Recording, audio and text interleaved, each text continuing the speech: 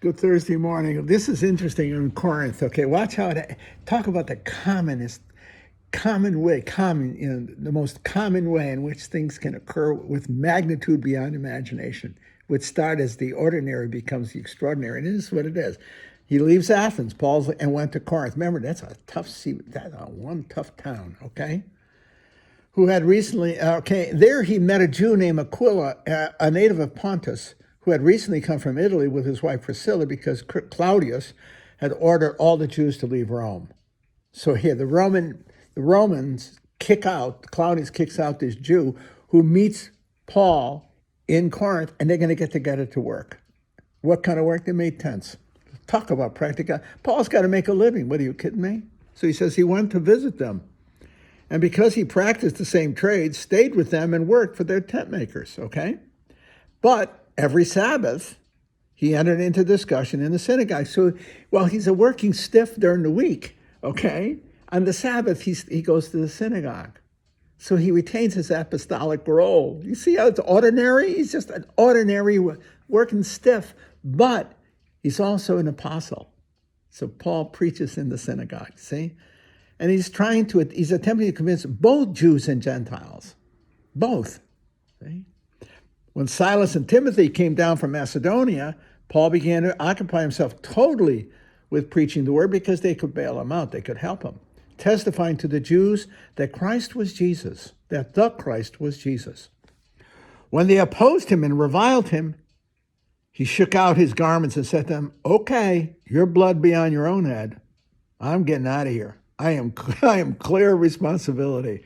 Now on, I'm going to the Gentiles." So he left there and went to a house belonging to a man named Titus Justus. That's a Roman name, a worshiper of God. His house was next to a synagogue. Crispus, the synagogue official, came to believe in the Lord, along with his entire household, and many of the Corinthians who heard, believed, and were baptized. He is as successful in Corinth as he was a failure in Athens by the ordinariness of the preaching. Nothing spectacular. He's not. Where do you hear? What does he say? He simply preaches the kerygma, the basic gospel. Jesus died and risen. Neat, isn't it? And he's just at this point, he's just ordinarily doing his job. And then he gets some help from Timothy. Was it Timothy and Silas? Yeah. And so that allows him to go more at it, okay? Think of the church.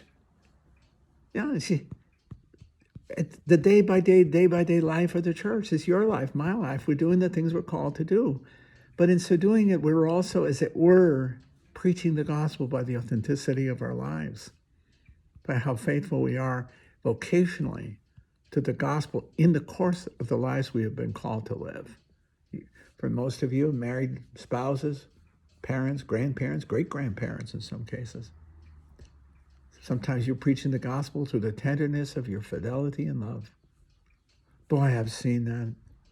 Sometimes from folks you would not expect it from. There was a guy in the parish, I knew him.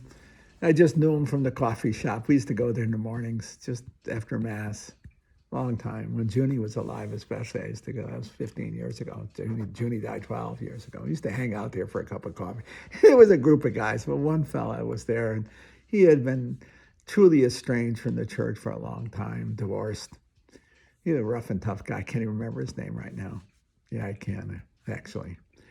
But what I knew, he was divorced, but he still lived with his wife in the cellar.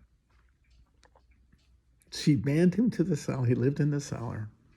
His wife lived in the house. He lived downstairs in the cellar. Yeah. He took care of her. She was dying. They was in that strange state for a long, long time, years and years and years. But he was faithful to her. Never remarried. Never did anything. Okay. He was a rough and tough guy. Okay. He would have fit in Corinth. He would have belonged in Corinth, okay? He was a rough and tough guy. Pious? Nope. My view, faithful. Even to a wife who disdained him. Loved him, yes. She hated him. But as she was dying, and she had a very prolonged death from cancer, he cared for her and took care of her until she was dead. That's a true story. When he died, I anointed him. I went to the hospital when he was dying, I anointed him. And I knew I was in the presence of the holy with that man. Not pious holy, not church-going holy, faithful holy. He was faithful to a wife who hated him. Okay? John Marcus.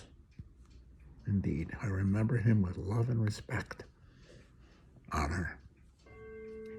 Not pious. John never a pious bone in his body. If that ain't holiness, there is no such thing. He was faithful to his vocation, called to be spoused to a woman who hated him. That's a true story. To me, that's what St. Paul learned when he got kicked out of Athens and went to Corinth. He began to see the holy in the ordinary, even in sometimes what looks ugly. He saw something good and beautiful. He preached the gospel by the ordinariness of life and in its ordinariness. And that's what I have seen all the years. It's especially true in the parish. One of the greatest gifts of my life, besides my family, those whom I have loved and been loved by, and of course the order, was the parish, St. Tim's, St. Mark's, 5 generations. And that's where I've seen it. I've seen fidelity. I've seen redemption. I've seen holiness and the absolute ordinariness of everyday life. I learned to see and know what the church was, just like St. Paul. Not by debating it in philosophical terms at the university. I saw it in the flesh. The simple people of God, slugging it out day by day by day, faithful to their calling, faithful to their vocation, often expressible only in pious terms, but vocally, verbally, but actually watch them live it heroically. I've seen them bury the dead. In some instances, I've seen them bury their children with faith and hope and an ultimate trust. If that ain't witness, there ain't no such thing. And I was blessed and privileged by God's grace and providence to be a bystander in these great events, maybe a participant, but always in the sense of the presence of the good and the holy, just like Paul was in Corinth. Just like Paul in Corinth. I could argue and debate like the Athenians with the Athenians. That's the university life. I'm sharing that too. Maybe even in the classroom to a degree, but in the reality that I see and experience that has enriched my soul and maybe helped me enrich others was the reality of the faith lived on a day-by-day lens by the tent makers, Joe Average, the members of the parish, people just living out their vocations, in my view, patiently, faithfully, and at times heroically, even loving and faithful to a spouse who maybe now no longer loves you. I've seen that. I just told you the story. I was honored. I was honored to have known John and to give him the last rites and communion and bury him. I buried a holy man. With that, I was as faithful to my vocation as he was to his.